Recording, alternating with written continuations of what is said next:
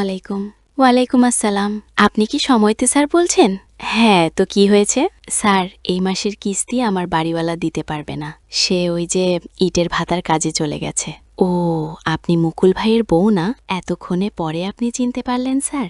হ্যাঁ, আমি আসলে বুঝে উঠতে পারছিলাম না। আরে স্যার, আমি আপনার ওই যে সুন্দরী ভাবি, আপনার সুন্দরী ভাবি বলে ডাকেন, সেই আমি। হ্যাঁ ভাবি, এখন আমি চিনতে পারছি। চিনতে যখন পারছেন তাহলে একটা ব্যবস্থা করেন। তো আমি আপনার জন্য কি করতে পারি আপনি বলেন?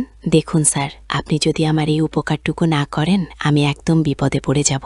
কারণ আপনার ভাই ইতিপূর্বে কোনোদিনই ইটের খাতার কাজ, দিনমজুরি ছেতে খাওয়া কাজ করেনি। সে একটা শিক্ষিত ছেলে, তার জন্য আমার বড় মায়া হয় জানেন। এই যে শিক্ষিত ছেলে বেকার অবস্থায় ছিল, এলাকার মধ্যে কিছু ছেলেপেলের প্রাইভেট পড়াইতো, সেখান থেকে যেটা আসতো সেটা দিয়ে কোনো রকম করে আমরা ঘষে মেজে সংসার চালাইতাম। তারপরও দুইটা ছেলে মেয়েকে মানুষ করতে যেয়ে মাঝে মধ্যে আপনাদের অফিসে সমন্বপন্ন হয়ে আপনাদের সাহায্য নেই। কিন্তু এই মাসের এই কিস্তির টাকাটা আর আমি কোনোভাবে মেলাইতে পারছি না। তো এই জন্য আমি আপনার শরণাপন্ন হয়েছি। আপনি যদি একটু সাহায্য না করেন ভাই, তাহলে তো আর আমি বাইরে উঠতেছি না। এই জন্য আপনাকে রিকোয়েস্ট করতেছি। কিন্তু ভাবি, সবই তো আমি বুঝলাম। এই মায়া ভরা কথা, এই বাস্তব জীবন কাহিনী, এটা কি সুমতির অফিস শুনে? আপনি বলেন এখানে আমি কি করতে পারি? দেখেন, আপনার হাতের মধ্যে সবকিছু। আপনি চাইলেই আমাকে এই মাসটা উপকার করতে পারেন। আপনি যেভাবে চাইবেন আমি সেইভাবেই রাজি আছি। বোঝেন না আপনি? এখন তো বিপদে পড়ছি ভাই।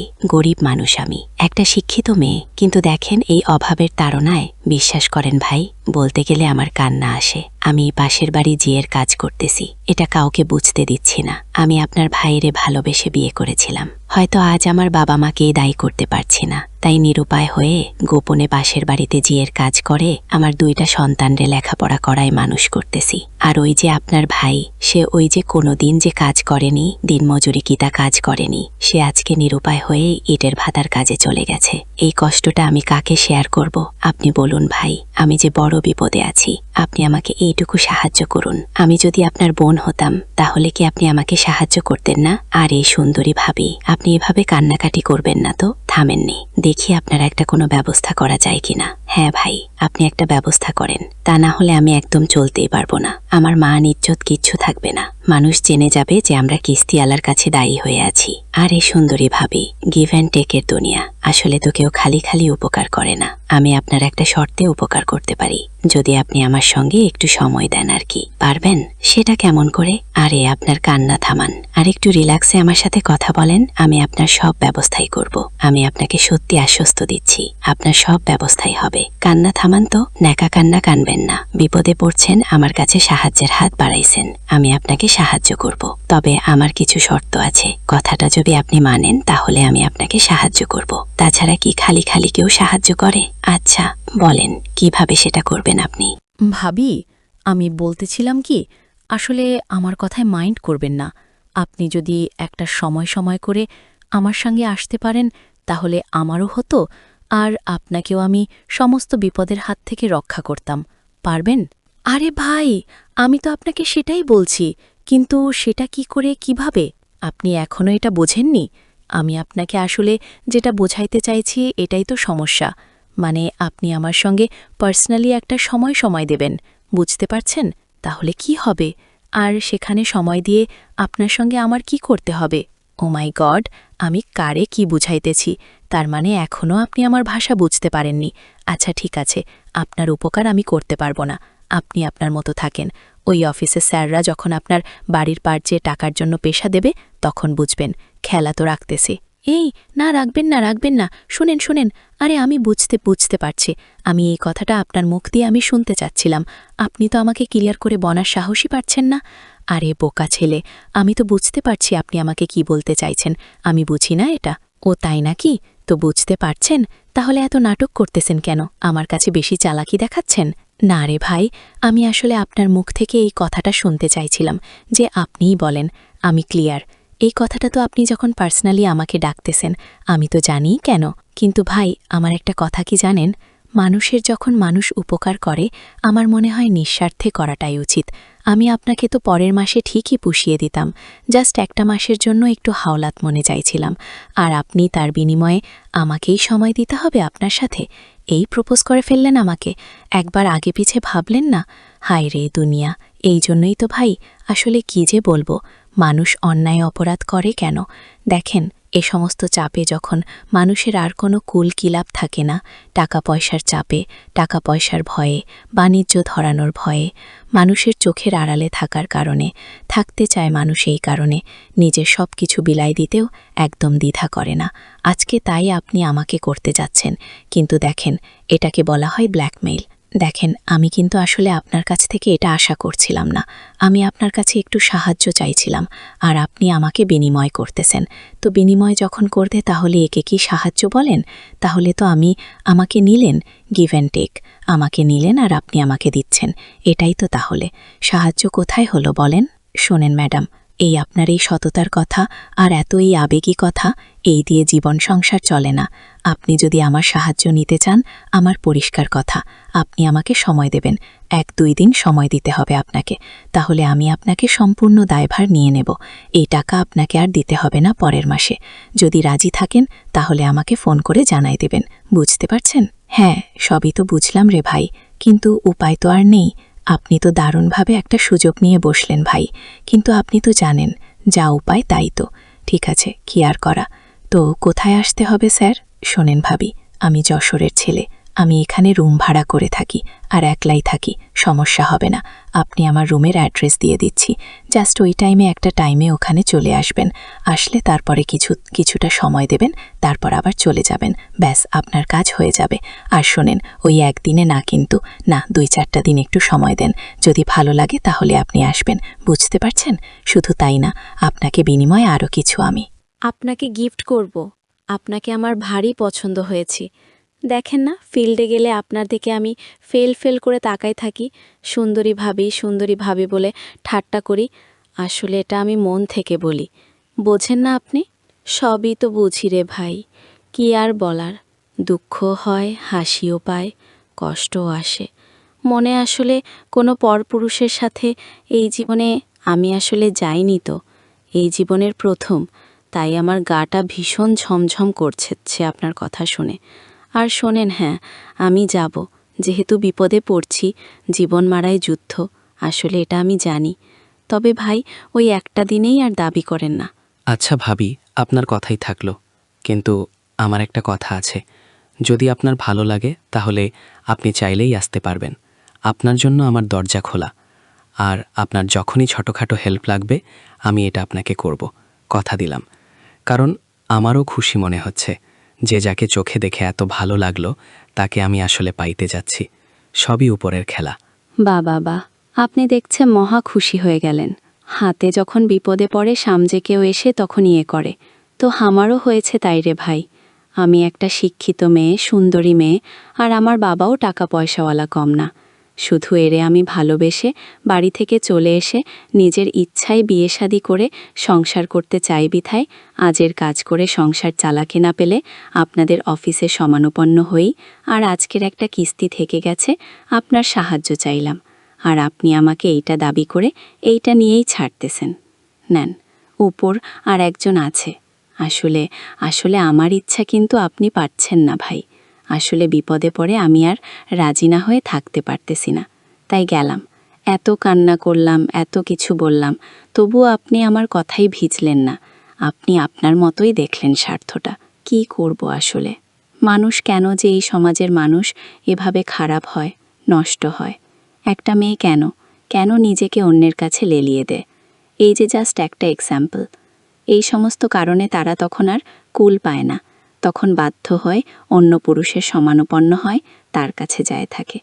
আর সমাজের এক শ্রেণী মানুষ ওই মেয়েটাকে ভুল বোঝে, ঘৃণা করে, অথচ সে চাইলে তার সাহায্যের হাতটা ওই মেয়েকে বাড়াই দিয়ে একটু সাহায্য করলে কিন্তু ওই মেয়েটার আজ খারাপ হওয়ার কোনো চান্স থাকে না। সে ভালোই থাকতে পারত। কেউ তো দেখে না। সমাজের টাকা পয়সাওয়ালা মানুষ যারা আছে, তাদের ভাই কেউ দেখে না, সবাই স্বার্থপর। অথচ যদি একটা মেয়ে যখন নিজের সব কিছু আগায় দেয়, তখন এখন তো ফেল করে, মানে ইয়ের মতো এসে ওইটা হিংস্র হয়ে এসে ধরে নেয়। এইটা হচ্ছে আজকাল মানুষের নৈতিক চরিত্র ভাই। যা হোক, আমি এখন বিপদে পড়ছি, আপনি সুযোগ নিচ্ছেন, নেন। তবে ভালো লাগা আর না লাগা সেটা ম্যাটার করে না। আমি আপনার কথায় রাজি, আপনার সঙ্গে আমি যাব। তো ঠিক আছে, আমি এখন রাখতেছি ভাই, মন মাসটা ভালো নেই। তবে আমার এই মাসের কিস্তি যেন আর সালানিতে না আসে, এই প্রবলেমটা আপনি সলভ করে দেবেন। আমি একটা দিন আপনার সঙ্গে থাকব, আমার বাপ হয়েই হবে। তবে এই কথা যেন আর কেউ না জানে ভাই। আর আমার হাজব্যান্ড ইটের বাটা থেকে বাড়িতে চলে আসলে তখন কিন্তু আপনি আমাকে আর ফোন দেবেন না এই সমস্ত বিষয় নিয়ে, এটা অনুরোধ থাকলো। আমার সংসার ভাঙার কাজ করবেন না, বুঝতে পেরেছেন? তো রাখতেছি ভাই, আল্লাহ হাফেজ। ওকে, ঠিক আছে, তো রাখেন, পরে কথা হবে। তো বন্ধুরা, এই গল্পের মধ্যে আসলে একটা মেয়ে কেন জীবনের নষ্ট দিকে চলে যায়, এইটাই তার উদাহরণ দেওয়া হয়েছে। যদি এই সংলাপটি আপনাদের ভালো লেগে থাকে তাহলে এক্ষুনি চ্যানেলটিকে সাবস্ক্রাইব করে দেন। আসলে এই সমস্ত বলে আমার মন জয় করতে পারবেন না। আপনার মেয়েকে পাওয়ার পর যে আমি অসুখী, এটা আপনাকে মানতেই হবে। আর আপনি এর ব্যতিক্রম কোনো কিছুই করতে পারবেন না, এটা আমিও জানি। এটা আমাকে আসলে একটা লোভ লেখানো হচ্ছে, তাছাড়া বই কিছুই না। আরে না রে বাবা, তুমি বুঝো নাই কেন? আমি তো তোমাকে বুঝাইতেই পারতেছি না। এই কেমন ছেলে, অল্প কথাতে কিছু বোঝে না। আমি কি সব কিছু তোমাকে ভেঙেটে বুঝাই দিব? তুমি বুঝতে পারো না অল্প কথাতে আমি তোমাকে কি বলতে চাইছি? পাগল ছেলে। এই তুমি এক কাজ করো তো, তুমি 2-1 দিনের মধ্যে আমার বাড়িতে একটু আসো। আসবে না? না আমি তোমার কাছে আসব, সেটা বলো। তোমার সাথে সত্যি আমার প্রাইভেট কথা আছে, যেটা তুমি মেয়েকে কখনো শেয়ার করবা না। দেখি আমি তোমার কোনো কিছু বন্ধ ব্যবস্থা করতে পারি কি না। আসবে তুমি? আমি যাব আপনার কাছে? শাশুড়ি আম্মা, আপনি হঠাৎ এরকম মন্তব্য করে বসলেন, আমি ঠিক বুঝতেছি না। আমাকে আবার নতুন কোনো নকশা খেয়ে কোনো ফাঁদে ফেলবেন না তো? হ্যাঁ, আপনার মতলবটা কি? এটা আসলে আমি এখন পর্যন্ত বুঝে উঠতে পারতেছি না। একটু ভালো করে বলেন তো, কি হয়েছে? আপনি আমাকে বাসায় ডেকে নিয়ে যেতে চাইছেন, কি আলাপ করবেন, কি উপকার করবেন বলেন আগে। ও, তার মানে তোমার কোনো সাহায্য লাগবে না, এই তো? তাহলে শোনো বাবা, আমি তোমাকে পরিষ্কার ভাষায় বলে দেই, আমার মেয়ের সাথে যেন তোমার কোনো দিনের পর দিন অশান্তির কথা আমার কানে না আসে। তাহলে ব্যাস, মেটে গেল। আমার উদ্দেশ্য আমার মেয়ের সুখের জন্য আমি সব করতে পারবো। প্রয়োজনে আমার সমস্ত সতীত্ব তোমার কাছে বিলিয়ে দিতে আমি রাজি আছি। তবুও আমার মেয়েকে সুখী দেখতে চাই। তুমি বোঝো না এটা? তুমি আমার কাছে নাটক করার কথা বলো, তাই নাকি? বলেন কি, আপনার সমস্ত কিছু আপনি দিতে রাজি আছেন আপনার মেয়ের সুখের জন্য? ঠিক আছে, আমি আসতেছি, আমি কালকেই আসতেছি। আপনি কি করতে পারেন আমি দেখব। হ্যাঁ, এই তো লক্ষ্মী ছেলে আমার, এখন বুঝছে। এই কথাটা আগে বললেই কি হতো? এতগুলা শুধু কথা পেঁচায় নিচ্ছ তুমি। তুমি বোঝো না, আমি তো ভালো করেই জানি রে বাবা, তোমার আসলে কিসে অভাব, কেন তোমাদের মধ্যে এতটা দ্বন্দ্ব, এত কথা সৃষ্টি হচ্ছে। এটা আমার কানে আসে, এটা তো আমি মা হয়ে বুঝতে পারি রে বাবা। আমি তোমার শাশুড়ি হয়ে যদি তোমাকে এই উপকারটুকু করতে না পারি তাহলে কেমন হয় বলো? আমার ভাণ্ডারে কি কম আছে কোনো কিছু? দেখো না, আমার যা আছে তোমার শ্বশুরই তো খেয়ে ফুরাতে পারে না, তারপরে আবার তুমি অশান্তিতে ভুগছ। এই কথা শুনে আমি কি আর বসে থাকতে পারি? এই জন্য সিদ্ধান্ত নিলাম, তোমার শ্বশুর যেহেতু বিদেশে আছে, সে তো আর দেশে থাকে না। আজ 2টা বছর হলো সে বিদেশ বাড়ি দিছে। আমি তো এভাবেই পড়ে আছি। আর আমি কি বুড়ো হয়ে গেছি নাকি? বেই না, তোমার একটা মাত্র কন্যা সন্তান যেটা তোমার কাছে দিছি। শোনো, তোমাকে খুশি করার মতো যথেষ্ট কিছু আছে। পাগল ছিলে, তুমি আসোই না, দেখো না আমি তোমার জন্য কি ব্যবস্থা করি। দেখবা তুমি যে কতটা খুশি হবে। তারপরে আমাকে বলো তুমি। এটা আমি তোমাকে সত্যি রহস্য করে বলছি না, একদম মন থেকে বলছি রে বাবা। তুমি আসো, কালকে আসো, কিন্তু এই বিষয়টা তোমার সাথে যে আমার আলাপ আলোচনা হচ্ছে, মেয়ে যেন কিছুতেই না বোঝে, কারণ বেলারও কান আছে, বুঝতে পারছো? আর শোনো, মেয়ে মানে তুমি চলতে ফিরতে কি হয় না হয় ওটা কোনো ম্যাটার করে না। মেয়ে না তোমার কাছে থাকলো না থাকলো, কি করলো, এই সমস্ত তুমি আর কান করবা না। আজকের পর থেকে মেয়ের অভাবটা তুমি আমার কাছে এসে পূরণ করবা। আমি তোমাকে সহযোগিতা করব আমার সমস্ত কিছু দিয়ে। বোঝনি এটা? নাকি আরও বোঝায় বলবো? বোকা ছেলে। আপনার মতো শাশুড়ি যেন ঘরে ঘরে হয়, কারণ আপনি যেভাবে বলছেন, আপনি তো মানে জামাই ভালো করার কন্ট্যাক্ট এনেছেন। আপনার মতো শাশুড়ি প্রত্যেকটা জামাইয়ের যেন হয়, তাহলে কোন জামাইয়েরা অভাবী থাকবে না? না না বাবা, তুমি আবার এইটা একটু বেশি করে বলে ফেললে। আমি না ভালো করে তোমার উপকার করতে যাচ্ছি, না হয় তোমার একটু উপকার হইতো, তোমার একটু ভালো হইতো, তুমি একটু সুখ পাইতে। আমার মেয়ে তো তোমাকে সুখী করতে পারে না, আর এটা তুমি অন্যভাবে হেয়ালেভাবে কথাটা বলছো কেন? এটা ঠিক না বাবা, সত্যি আমি মন থেকে তোমাকে কথাটা বলছি। আসলে আমার উদ্দেশ্য কোনো কিছুই না, তুমি না আমার মেয়ের জামাই, তোমাকে কি আমি খারাপ অমঙ্গল কোনো কিছু হব? এটা কি আশা করি? আমি চাইব যে তুমি যেন সুখী থাকো, সেটা আমার বিনিময়ে হোক বা আমার মেয়ের বিনিময়ে হোক। মেয়ে যেহেতু তোমার সমস্ত কিছু পূরণ করতে পারছে না, সেই সেই জায়গাটা যদি আমি তোমার শাশুড়ি হয়ে তোমাকে কিছুতে হেল্প করি, এটা দোষের কি হলো? এই জন্য বললাম।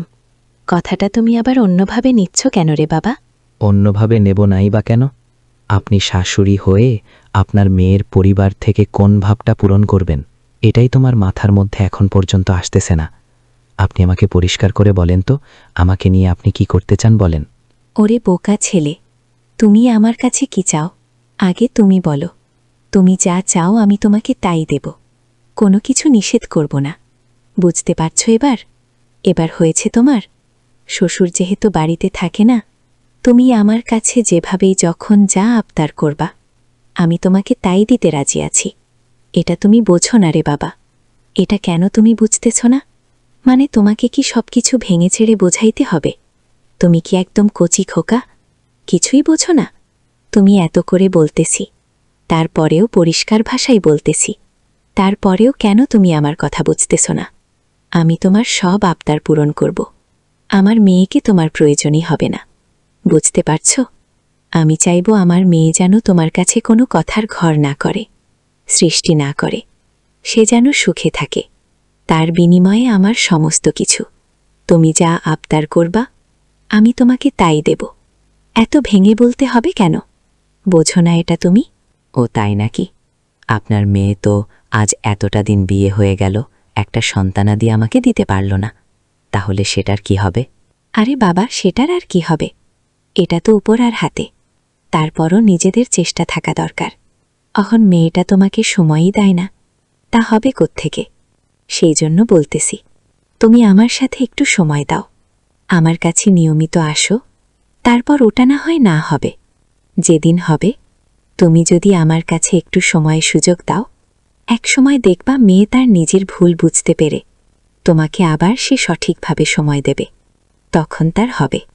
তুমি চাইলে তখন তোমার সন্তান হবে। বুঝতে পারছ? এটা একটু গ্যাপ দাও তুমি আমার সাথে, মানে অ্যাক্টিং হয়ে যাও।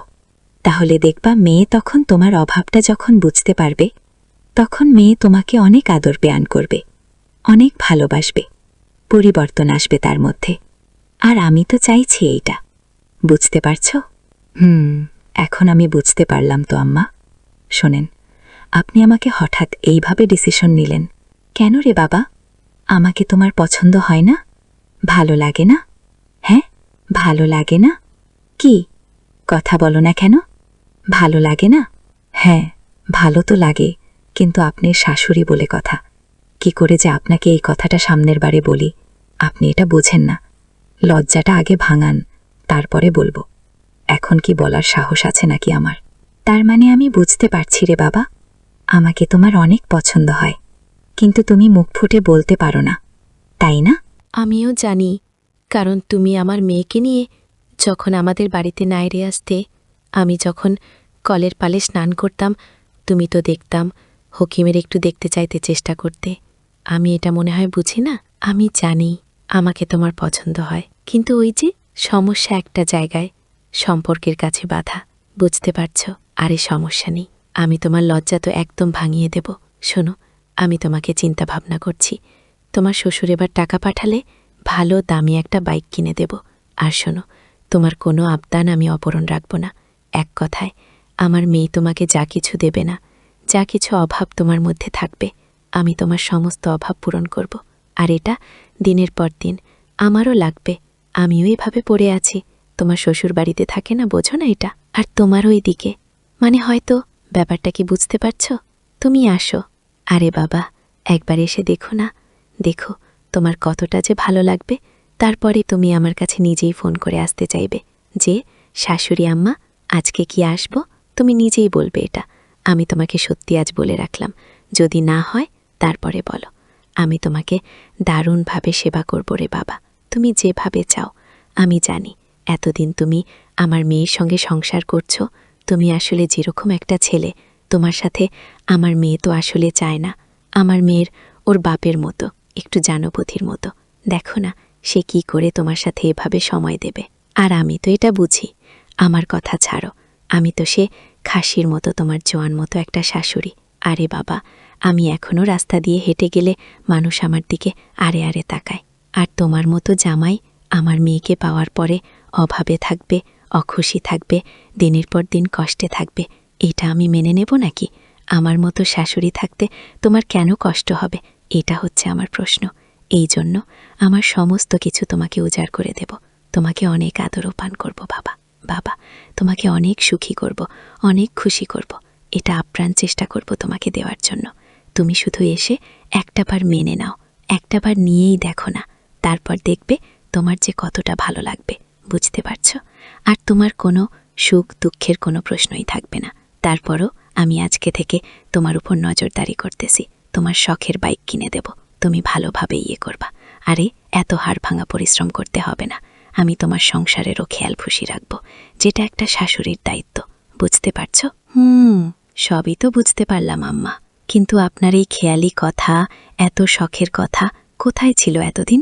হ্যাঁ, আজকে আমার শ্বশুর অনেক দিন ধরে বিদেশ আছে, আপনারও ভালো লাগতেছে না, এখন জামাইকে বাইক কিনে দেবেন, জামাইকে মেয়ের পরিবর্তে সবকিছু সহযোগিতা করবেন, আপনার ভাণ্ডারে কোনো কিছু কম নেই, অনেক কিছু দেবেন।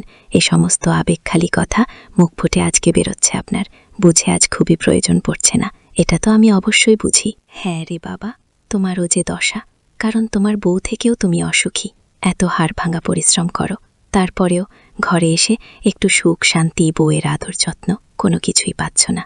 সব কিছু থেকেই একটা অশান্তির মধ্যে আছো, সব কিছু যেন বঞ্চিত হয়ে আছো তুমি, এ কেউ নেই তোমার। আর তোমার শ্বশুর তো বাড়িতেই থাকে না, সে তো বিদেশ পড়ে আছে, তো তোমার আর আমার দশা তো একই রে বাবা। এই জন্য তোমাকে সব কিছু ভেঙে চুরে বলে নিচ্ছি যে তোমারও হয়তো আমারও দিনটা ভালো যেত তোমাকে পাওয়ার বলে। এই জন্য তোমাকে বললাম, বিষয়টা একটু ভেবে চিন্তে দেখে তারপর যদি প্রয়োজন মনে করো, আমাকে নিয়ে আর ঠাট্টা করো না। তাহলে তুমি এসো, বুঝতে পারছো? আর যদি মনে করো যে না, যাব না, তাহলে ব্যাস আমার কানে যেন নেক্সটে তখনও আমার মেয়ের অশান্তির কথা, তোমার সাথে যে মেয়ের ঠিকঠাক চলতেছে না, এই সমস্ত যেন বাজে কথা আমার কানে না আসে, এটা মাথায় রেখো। আর যদি মনে করো যে তোমারও কোনো কিছু দরকার বা কম হচ্ছে, সেটা কিন্তু আমার ভাণ্ডারে কম নেই রে বাবা। আমি তোমাকে এনথি দিনের পর দিন চালিয়ে নিতে পারব। আল্লাপাক এতটুকু আমার বান্ধবে দিয়ে রাখছে।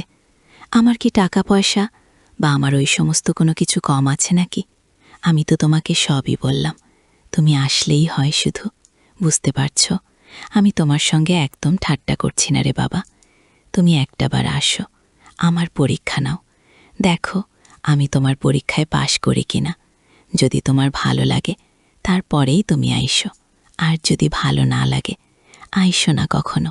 এটাই হচ্ছে আমার কথা।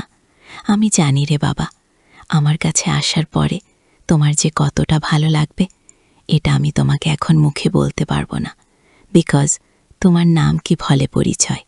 তো তুমি আগে আসো, তারপরে বুঝতে পারবা। তখনই তুমি আমাকে বলবা যে না, শাশুড়ি তো ঠিকই বলছিল। আরে বাবা, তোমার শ্বশুর ওই 5 বছর 6 বছর পরে শুনতেছি বিদেশ থেকে একবার টাকা পয়সা ইনকাম করে চলে আসবে, সে আর যাবে না। তো অতদিন তো আমি তো তোমার খেয়াল খুশি রাখতে পারবো। তুমি তো ঠিকমতো সময় দিতে পারবে আমার কাছে, নাকি পারবে না? বল, এরকম শুধু পেয়ে মেয়ে কি কেউ হাতছাড়া করে বোকা ছেলে? না, তা করে না কেউ, কিন্তু আমি আবার একটু অন্যরকম আম্মা। আপনি যা বলছেন এটা আসলে মেনে নেওয়া যায় না, তারপরেও যে আমাকে মানতেই হবে, কারণ একটা ছেলে বউয়ের কাছ থেকে যখন দিনের পর দিন অসুখী থাকে, তখন তো তার একটা পথ ব্যবস্থা করতেই হয়। তো আপনি যেহেতু একটা সুযোগ দিচ্ছেন, ঠিক আছে, আগামীকাল যেহেতু শুক্রবার, আমি সত্যি আম্মা কালকে আসতেছি। আমার জন্য একটু ভালো করে রান্না করে খাবারের জোগাড় করেন। কতদিন আপনি হাতে রান্না খায় না, আর একটু সেজে গুজে থাকেন, দেখি কতটা রূপসী আর কতটা সুন্দরী হইছেন। আর একটা নজরে কালকে অন্য নজরে আপনাকে একটু তাকিয়ে দেখব, এটা প্রমিস করলাম। আপনার মেয়েকে আমি বলবো না, কিন্তু শোনেন, ওই মেয়েনা যদি আবার আপনাকে ফোন করে, আপনি আবার এই কথাটা মেয়েনাকে বলেন না কিন্তু। আপনিও সরা থাকবেন। ঠিক আছে, তাহলে ঠিক আছে, আমি কালকে কিন্তু আসতেছি। কালকে শুক্রবার 10টার মধ্যে আপনার বাড়িতে চলে আসব। আর বাড়িটা একটু গোছগাছ করে ঠিকঠাক মতো রাখবেন। যেহেতু আপনি যেটা বলছেন, এই ধরনের মন্তব্য করে থাকলে তো বাড়িটা একটু নিরিবিলি থাকতে হয়, বোঝেন না এটা? সত্যি বলছো বাবা? তুমি আসবে কালকে আমার বাড়িতে? সত্যি তোমার এই কথাটা শুনে এতক্ষণ পরে যে আমার কি খুশি লাগতেছে রে বাবা, আমি তোমাকে বাসায় প্রকাশ করতে পারবো না। কারণ জানো, আমি কতদিন যে এভাবে আছি রে বাবা, আমার মনটা ভালো লাগে না। আমি ওই আমার জায়গায় মাফ করে তোমার বিষয়টা বুঝি রে বাবা। ওর মেয়ে যেহেতু দিনের পর দিন তোমার সঙ্গে সংসারে অশান্তি করে, তুমিও এভাবে অশান্তিতে আছো। তোমার কষ্টটা আমি একটু বুঝতে পারি। শুধু তাই না, একটা ছেলের আসলে কত কিছুর প্রয়োজন হয়, সেটাও যদি সে পরিপূর্ণভাবে না পায়, তাহলে তো তার মনটা খারাপ হবেই। এটাই স্বাভাবিক। যেমন তোমার শ্বশুরের কখনো এই ধরনের হতে দেইনি আমি। কিন্তু আমার পেটের মেয়ে যে আসলে কি হয়েছে, কিভাবে ওকে লালন পালন করে বড় করলাম, তোমাকেই ঠিকঠাক মতো চালিয়ে নিতে পারতেছে না। এটাই তো আসলে আমার দুঃখ রে বাবা। তো ঠিক আছে, তুমি কালকে আসো, লক্ষ্মী সোনা আমার। যান, কালকে আসো, আমি তোমাকে আমার আচ্ছা ঠিক আছে, ভালো থাকবেন। আমি কাল সকালে চলে আসব। আল্লাহ হাফেজ। কে বন্ধুরা? হ্যাঁ, শাশুড়ির সাথে জামাইয়ের এই রোমান্টিক সংলাপটা শুনে তোমাদের কেমন লেগেছে? যদি ভালো লেগে থাকে তাহলে অবশ্যই কমেন্ট করে জানাবে। আর তুমি যদি এই ঘটনাটি শুনে বিন্দুমাত্র বিনোদন পেয়ে থাকো, তাহলে এক্ষুনি চ্যানেলটিকে সাবস্ক্রাইব করে দাও, ভিডিওতে একটা লাইক দাও, আর শেয়ার করে তুমি তোমার কাছের বন্ধুবান্ধবকে শোনার সুযোগ করে দাও। আর হ্যাঁ বন্ধুরা, আগামীকাল কিন্তু আরও সুন্দর গল্প নিয়ে আসছি। ততক্ষণে সবাই তোমরা ভালো থাকবে, তোমার পরিবারের খেয়াল রাখবে, আর তোমার ছোট্ট শিশুকে নিয়মিত স্কুলে পাঠাবে। এ প্রত্যাশায় আল্লাহ হাফেজ।